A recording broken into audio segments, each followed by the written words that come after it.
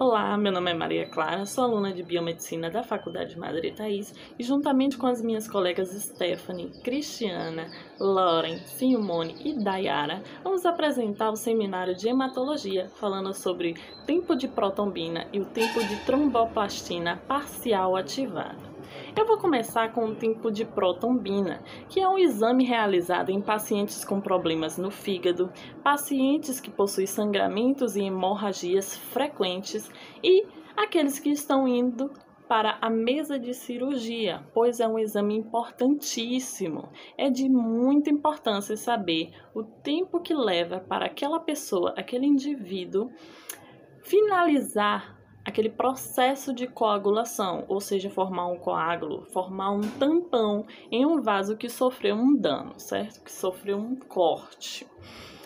E o que é a protombina? Ela é uma proteína formada, sintetizada no fígado, junto à vitamina K, certo? A vitamina K é que vai proporcionar a sintetização dessa proteína, a protombina, no fígado. E por que isso ocorre? Vamos lá. A cascata de coagulação ocorre exatamente para fechar um orifício, um corte que foi desenvolvido em um vaso sanguíneo. Até porque o sangue a gente necessita em todos os nossos tecidos, em todos os nossos órgãos, por todo o nosso corpo. Então a gente precisa que aquele corte, aquele dano no vaso sanguíneo seja reparado. Então, para que isso ocorra, gera todo um processo metabólico para poder finalizar um tampão e assim estancar aquele sangue e fazer com que ele volte o seu fluxo normal, certo? Então vamos lá, a gente vai pensar em um ferimento. No ferimento, vocês percebem que depois de um tempo ele para de sangrar? Primeiro ocorre aquele fluxo sanguíneo saindo um pouco e depois ele para. Então como é que ocorre esse tampão? Bom, primeiro, o dano tecidual vai expor o fator 2, que é a tromboplastina. Essa tromboplastina vai ativar o fator 7. Com a tromboplastina, o nosso fator 2, mais o nosso fator 7 ativados, a gente vai entrar na via comum. É lá onde a via intrínseca mais a via extrínseca vão se unir. Eles vão se encontrar com um só objetivo, que é fazer com que a protombina converta o fibrinogênio em fibrina. Logo, essa fibrina ela vai se unir com as plaquetas que formam naquele corte, naquele orifício que foi gerado no vaso, e vai se envolver com aquelas plaquetas e lá vai formar o coágulo. É claro que aquelas plaquetas ali, elas vão depender de proteínas para poder se manter e manter aquele tampão. O colágeno que está presente na parede epitelial do vaso é que vai chamar aquelas plaquetas, porque a gente tem que lembrar que a cascata da coagulação, ela é para gerar a fibrina, para poder envolver as plaquetas. E as plaquetas, que são células sanguíneas, elas estão passando por aquele local e são atraídas pelo colágeno da parte epitelial do vaso, certo? Então é isso. Primeiro, em relação à nossa cascata da coagulação, que faz parte do tempo de protombina, ela vai gerar fibrina para poder envolver as plaquetas que são meio que chamadas pelo colágeno do tecido epitelial do vaso, certo? E isso são envolvidas a fibrina mais as plaquetas, gerando um tampão naquele local. E as proteínas vão manter aquilo dali firme, certo? E é claro que depois de um tempo, aquele local, aquele tampão, ele vai ser substituído pela parede realmente do vaso sanguíneo. Então isso é temporário, esse tampão é uma coisa temporária, certo? Boa noite, meu nome é Simone Torquato, eu faço parte do grupo de seminário com as colegas Lauren, Cristiana, Maria Clara Dayara e Stephanie. Nessa parte do seminário, nós vamos falar sobre o tempo de protrombina e eu vou falar um pouco sobre a metodologia utilizada para esse teste. Temos a escolha do fator tecidual recombinante, né? No início eram usados fator tecidual humano, que no caso é a tromboplastina, que foi substituída pelo uso do fator tecidual de animais. De acordo com essa mudança, houve alguns erros sobre diferença de laboratório. Então, em relação a essa variação que começou a ter nos exames, foi normatizada, né? Foi normatizada pelo Ministério da Saúde um índice de sensibilidade internacional, que faz um cálculo para que venha a obter a média, né, dessa variação, e todos os laboratórios eles têm que utilizar esse cálculo para que a curva de sensibilidade, né, dê aproximadamente a mesma, não tenha tanta variação. Então, a variação tem que estar dentro desse padrão, que é exigido pelo Ministério da Saúde, pela Organização Mundial da Saúde. Então, o resultado se chama o Índice de Sensibilidade Internacional, que é para que não venha a ocorrer um desvio, né, e venha a dar erros nos diagnósticos.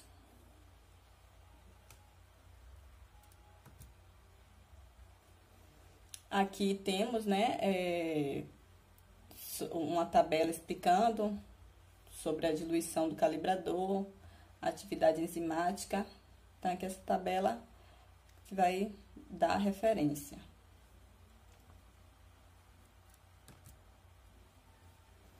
Bom, quais são os materiais e reagentes utilizados, né, para esse teste? Tubo de ensaio, a tromboplastina cálcica, micropipetas automáticas, cronômetro, né, que é onde você vai fazer a contagem do tempo para a coagulação do sangue, o banho-maria, que tem que colocar o plasma e também o reagente, solução salina e fazer o procedimento. O procedimento é incubar a 37 graus por 60 segundos, né, o plasma. Então, você vai fazer a coleta do sangue, tendo cuidado para que o sangue não venha encher de bolhas.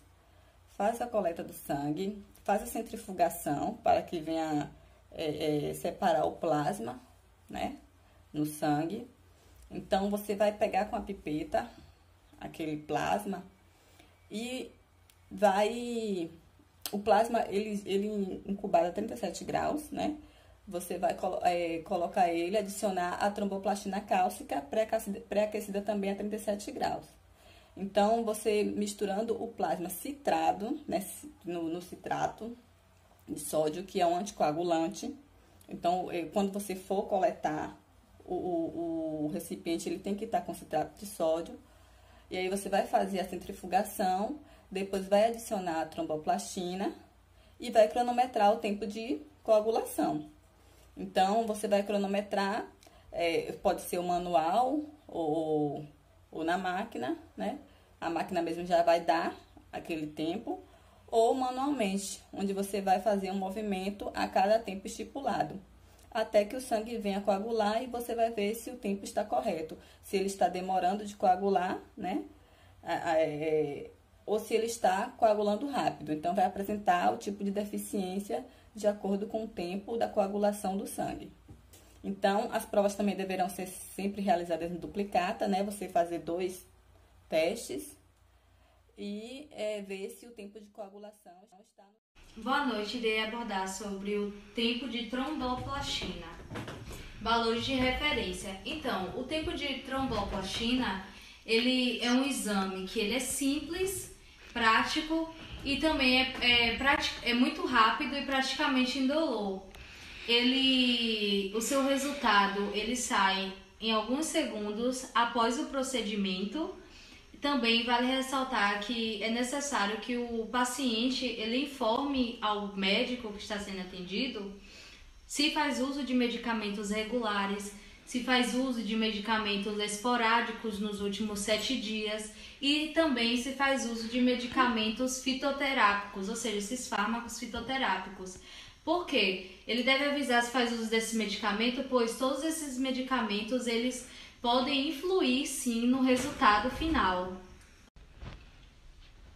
O valor de referência do tipo de protrombina para uma pessoa saudável, ela deve variar entre 10 e 14 segundos e 85 a 100% dos valores normais quando é detectado em suportes automáticos.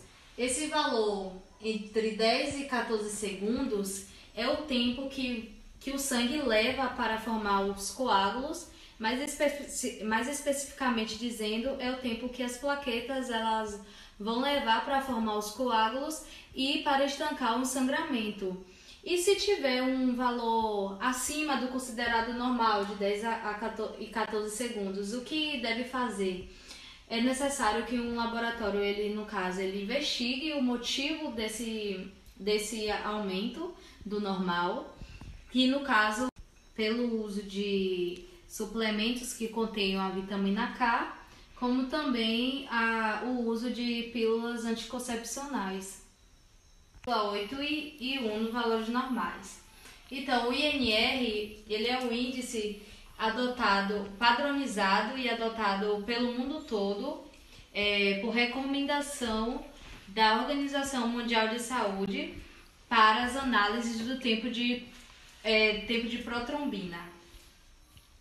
Valores de INR abaixo de 0,5 estão associados à formação de trombos e valores acima do INR normal, que é de 3 a 5, estão associados ao risco hemorrágico.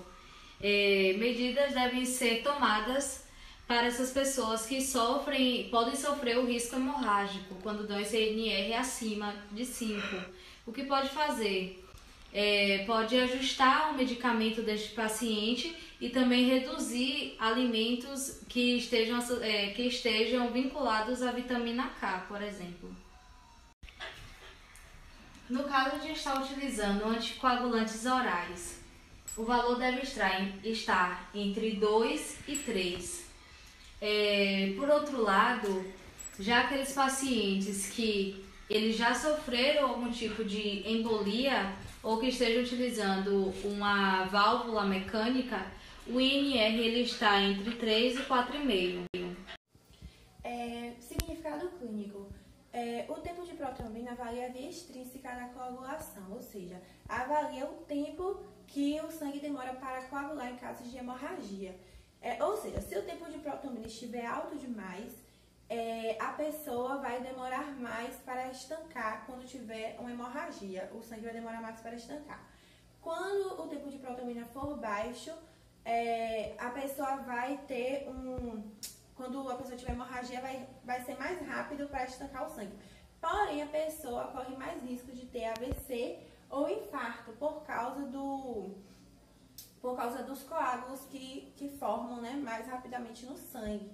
Então, alguns fatores que causam tempo de protrombina alto é o uso de coagulantes, como a heparina, a rivaroxabana e a varfarina.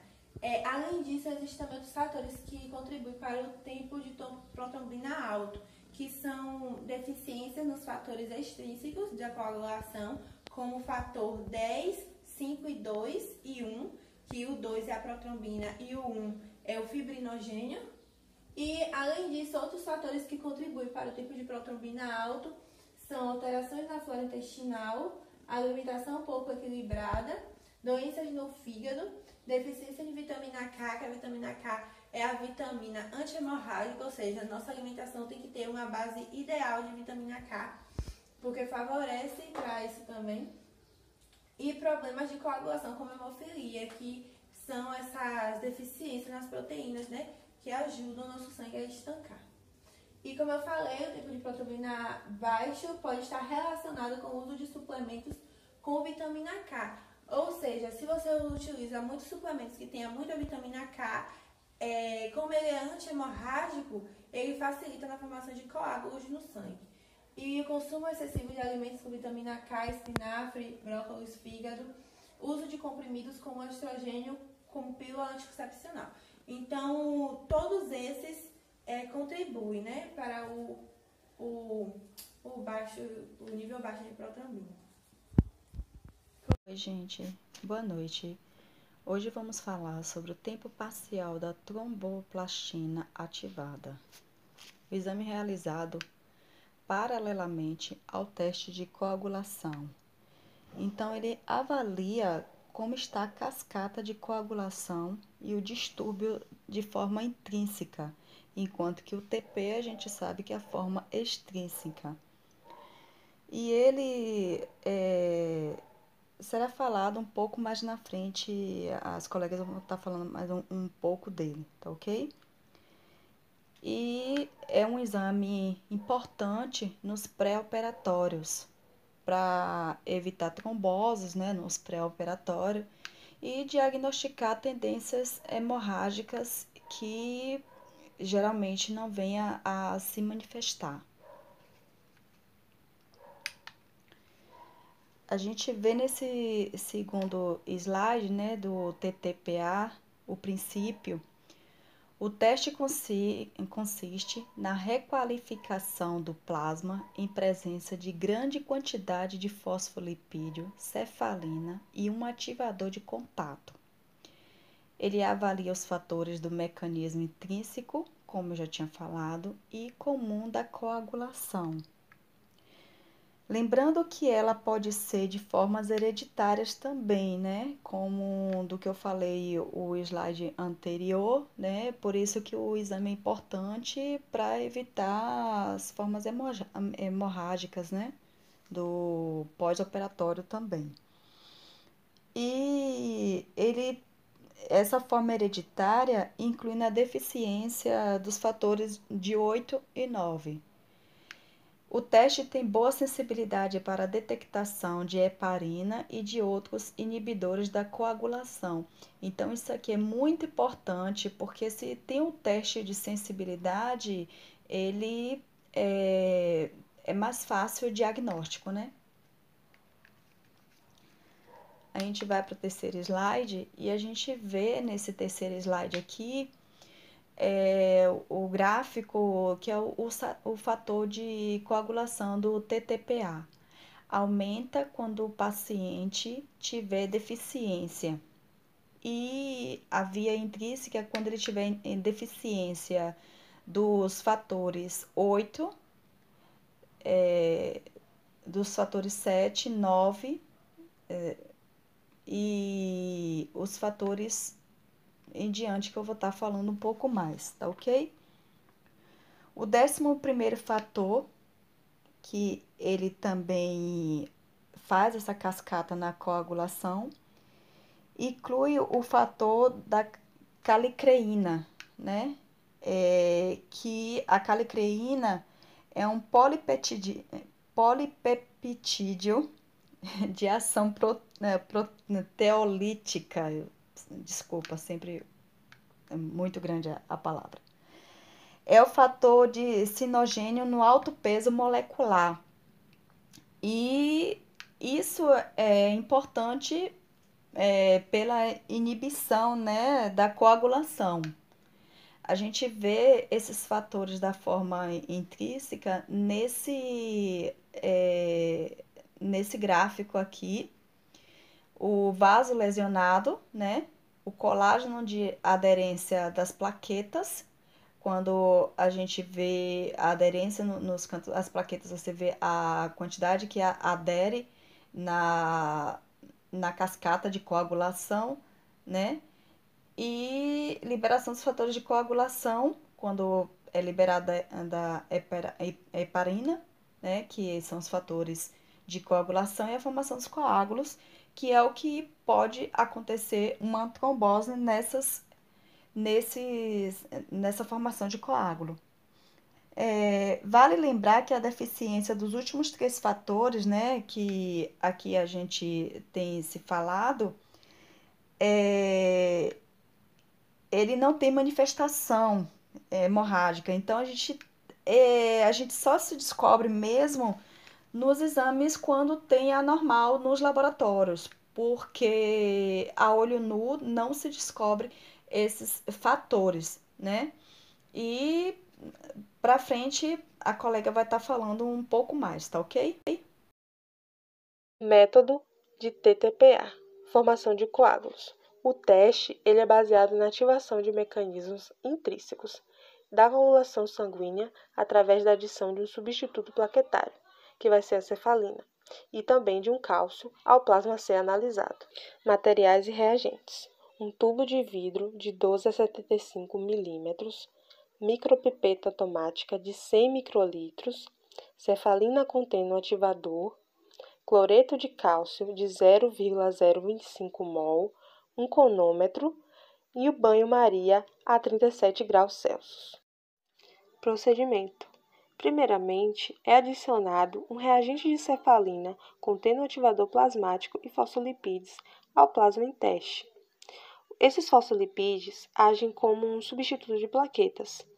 A mistura é incubada por 3 a 5 minutos, a 37 graus Celsius. Após, é adicionado à mistura uma solução de cloreto de cálcio para ocorrer a recalcificação e formação de coágulo. Lembrando que todo o processo deve ser cronometrado e as provas deverão ser realizadas em duplicata. Em relação aos resultados, são relatados em tempo, no caso em segundos, em relação a TTPA do paciente e TTPA medida do valor de referência. Agora vamos falar um pouco sobre os valores de referência do tempo de tromboplastina parcial ativada. Uma pessoa saudável, o tempo varia de 24 a 40 segundos. Valores acima de 40 segundos indicam que o tempo de coagulação do sangue demora mais para acontecer. Isso pode estar relacionado com o uso de anticoagulantes como heparina, fibrinólise ou presença de produtos que degradam a fibrina. Também pode estar relacionado com distúrbios hemorrágicos como baixa contagem dos glóbulos vermelhos, cirurgia cardíaca, doenças hepáticas, drogas, hemofilia. Tudo isso está relacionado com o aumento dos valores do tempo de tromboplastina. Outros fatores também são deficiência nos fatores da via intrínseca da coagulação, que são os fatores 12, 11, 7 e 9. Quando também tem alterações, distúrbios nos fatores das vias comuns, que são os fatores 10, 5 e 2, as alterações não acontecem só no tempo de tromboplastina, como também no tempo de protrombina. Os valores diminuídos estão relacionados com o tempo de coagulação da pessoa vai ser mais rápido, porém, pode indicar também câncer avançado, hipercoagulabilidade, que pode ser por fatores hereditários ou adquiridos, e é isso. Tempo de tromboplastina parcial ativada, significado clínico. Então, o tempo de tromboplastina ativada, ele corresponde ao tempo gasto para ocorrer a coagulação do plasma recalcificado em presença de cefalina.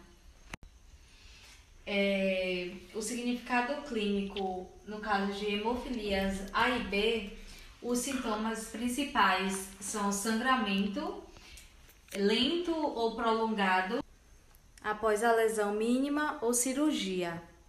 O prolongamento do tempo parcial ativado de tromboplastina ativada, ela é corrigida com o plasma do paciente com a amostra normal. A hemofilia A, ela está associada à baixa atividade coagulante do fator 8, e a hemofilia B, ela está associada à baixa atividade coagulante do fator 9. A doenças hepáticas pelo fato do fígado participar da produção da vitamina K, que está vinculada na coagulação do sangue. O uso de anticoagulantes, que são valores aumentados pelo uso prolongado destes anticoagulantes, como a heparina, o EDTA e a fibrinólise, ou presença de produtos de degradação da fibrina. Indo para o último slide de significado clínico, temos o alargamento de tempo de tromboplastina parcial ativada, que está associado ao aumento deste tempo de coagulação, que está associado à deficiência de fatores da coagulação, a doença de Van Willebrand, que é uma doença geralmente causada por um defeito herdado no gene que controla a produção de uma proteína importantíssima no processo de coagulação do sangue, que é a proteína que é a chamada fator de Von Willebrand, que é FVW. Quando a quantidade desta proteína ela é escassa ou que pelo menos não está funcionando corretamente devido às anomalias estruturais, as plaquetas do sangue não podem se juntar nem fixar as paredes dos vasos sanguíneos quando estes sofrerem alguma lesão. O resultado é a interferência do processo de coagulação, levando a um quadro persistente de hemorragia. Eu quis mostrar estas imagens, como vocês podem ver aqui, o vaso, tá? No caso, as paredes dos vasos sanguíneos, quando eles sofrem alguma lesão, eles não conseguem mais fazer o fator da coagulação, levando a um quadro persistente de hemorragia. O CIVD, que é a coagulação intravascular disseminada, certo? Que é o que está representando esta imagem aqui.